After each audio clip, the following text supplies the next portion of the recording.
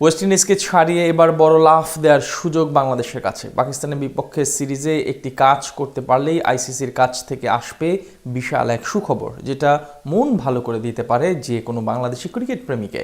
2027 বিশ্বকাপের পূর্বে যে শঙ্কায় আছে শান্ত লিটনরা, তা কাটিয়ে ওঠার দুয়ার খুলে যাচ্ছে তাদের জন্য।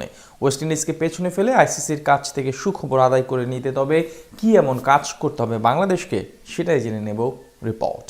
দীর্ঘ 4 মাস পর ওয়ানডে ফরম্যাটে মাঠে নামতে প্রস্তুত বাংলাদেশ ক্রিকেট দল।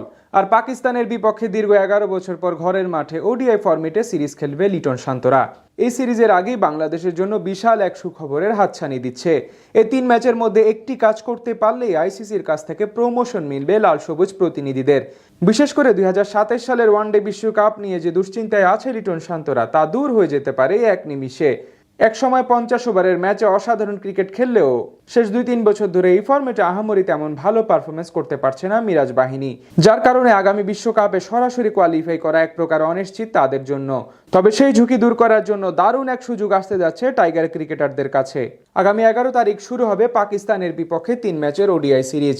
এই সিরিজ দিয়ে আইসিসি র্যাঙ্কিংয়ে উন্নতি করার সুযোগ আছে বাংলাদেশের জন্য। বর্তমানে ওডিআই ফরম্যাটে 10 নম্বরে আছে টিম টাইগার্স, অন্যদিকে পাকিস্তান 105 রেটিং নিয়ে রয়েছে 4র্থ স্থানে।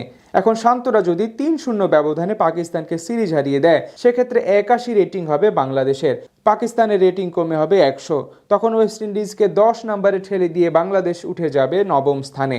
বাংলাদেশ যদি 2-1 ব্যবধানে সিরিজ জিতে এবং প্রথম 2 ম্যাচ জিতে শেষ ম্যাচ হারে, তখন রেটিং হবে 80। পাকিস্তানের রেটিং কমে হবে 101। পাকিস্তান থেকে যাবে 4র্থ স্থানেই, তবে বাংলাদেশ উঠবে 9ম স্থানে।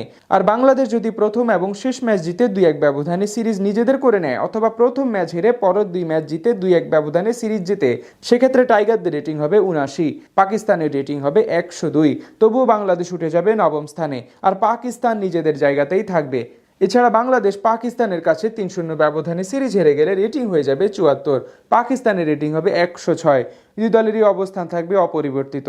অন্যদিকে বাংলাদেশ যদি 2-1 ব্যবধানে সিরিজ হারে, তখন 1 বেড়ে রেটিং হবে 77, পাকিস্তানের হবে 103।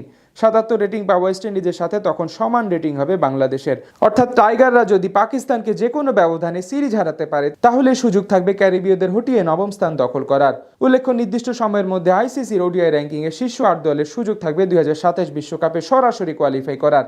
তবে যদি এর মাঝে স্বাগতিক দক্ষিণ আফ্রিকাও থাকে, তাহলে তালিকায় 9 নম্বর থাকা দলেরও সুযোগ থাকবে ডিরেক্ট ওয়ার্ল্ড কাপ নিশ্চিত করার।